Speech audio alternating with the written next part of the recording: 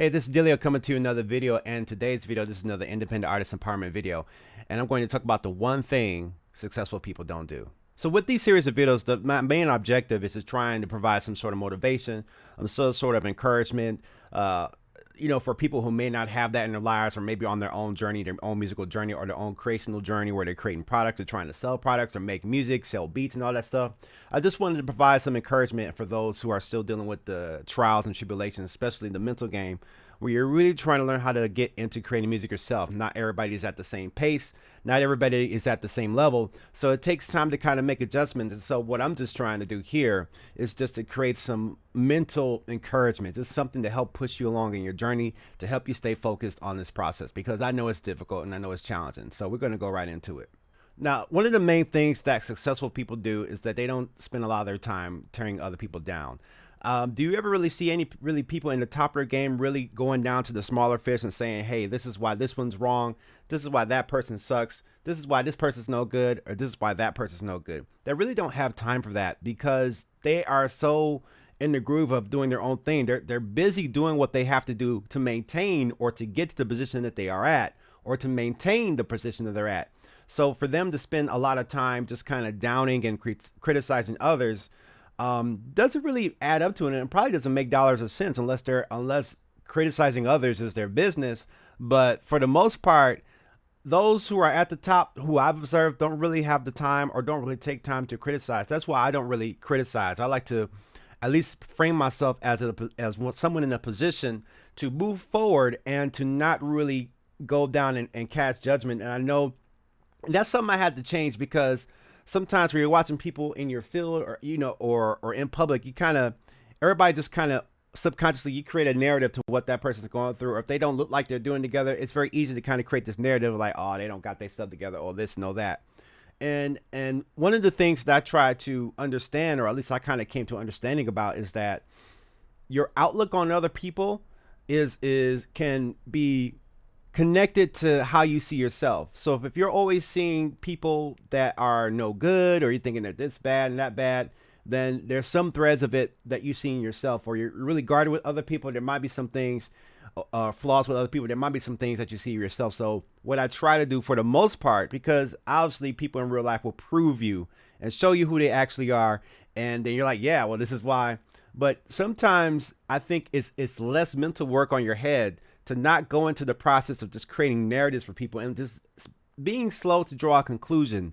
Because if you try to judge a book by its cover every time, there could be some gems that you miss. And I understand that sometimes there could be some bullets that you can dodge.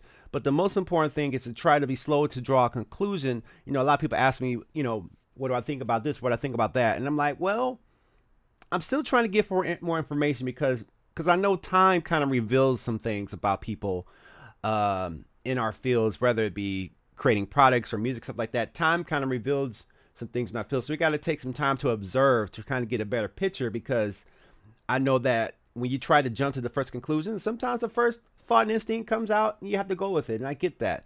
But if you're not in an emergency situation and you have time, I think it's best to try to take time to observe what's going on, try to get to understand what's their delay. And then sometimes you can see that they got some issues that they have to work through first. And you have to be willing and calm enough to say, all right, that's your issue. I'm going to let you work through that at your speed. And I'm not going to sacrifice my own mind state to push you along or to make you move in the direction I should go, because everybody has a free choice to do which one. You can try to offer suggestions, but at the end of the day, they're going to do the things that they want to do. Another thing, as a successful person, and you run into those that criticize you on the internet or on your media or on your songs, you have to really take time to check the credibility. And I said this before in a previous motivational video about the independent artist series, but you really have to take time to check, okay, they had this to say about me. What makes them credible? Why does their opinion matter? How did they get into a position to where their opinion mattered more than mine? What did they do?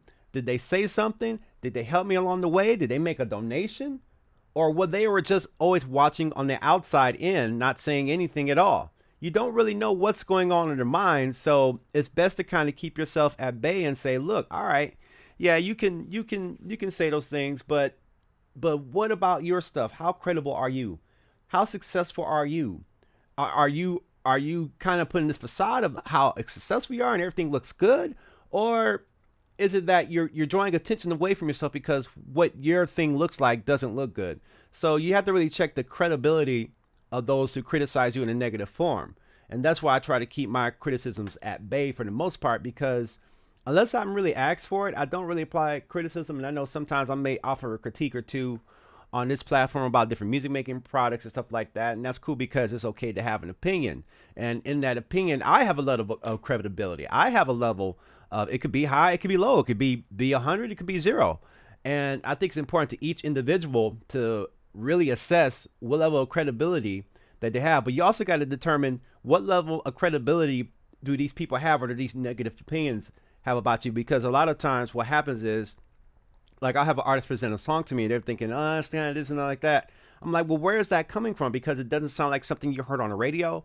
So you read, and you always have to kind of make sure not to tear yourself so far down in the process by creating a narrative of what other people are thinking. We don't know what other people are thinking. We might see them post something, and even if they post something, they could post something and totally think something different. So that's why it's important to draw or to be slow to draw a conclusion as to what people are thinking and what people are saying, or you'll be mad at somebody for something that they post and they weren't even talking about you, even though the situations may line up. My policy is this: if someone wants to make a post or something about me, that's fine, but I really don't think they have a problem with me until they actually take time to reach out to me. Because if the problem is that important, then you should be mature enough to understand that you could come reach out and talk to me about that issue. And I think oftentimes we have problems with people and stuff like that, but they don't take the time to actually reach out to the source and find out what's really going on. And there's one thing that I've kind of observed about successful people, especially people who run 5Ks or stuff like that, because I'm kind of training and trying to lose weight and do 5K training and stuff like that. And the thing that I notice about people in the front is that people in the front of the game don't really take time to look back behind them at the runners, because I think the reason for that is because the runners who are in the front, if you turn your head while you're trying to run full speed, you're going to slow down. You could trip over something or lose sight on the destination that you're trying to go by turning your head and seeing what other people are doing. And I'll be the first to tell you, hey, sometimes I make that mistake and I turn my head and I try to see what this person and that person doing. But then I'm like, wait a minute, as I'm turning my head, I'm not running my journey. I'm not running my pace. So it's very important to observe the leaders, see what they're doing. They're just focused on one thing. They're moving forward and stuff like that. They may have criticizers along the way. And as long as they're running, they don't have time to really talk or tear down other people. And so the point of this video is to tell you that, hey, let's observe the successful people and let's celebrate them. Let's give them kudos, stuff like that. Let's be glad that they have the things that we want. I know that's been a process that I had to work on, as far as seeing other people have what I want. And it's like, well, how do I get that? And the truth of the matter is that their journey and their path isn't my journey and my path. And I can't marginalize my journey and my path because it doesn't look like this successful person's path here or this successful person's path there. And I also can't let that be something that marginalizes the success and little achievements and goals that I've had along the way as I outdo myself. As you continue to compete against yourself and outdo yourself, you're only going to rise up because you're able to see exactly what was going on in your situation before and then make a game plan to rise above it. So I hope that helps somebody. This has been another independent artist empowerment video. If you like this type of stuff, let me know in the comments below. Drop a like, hit a subscribe, and I'll see you on the next video because we got some more things to talk about this week. A lot of stuff going on. Peace out.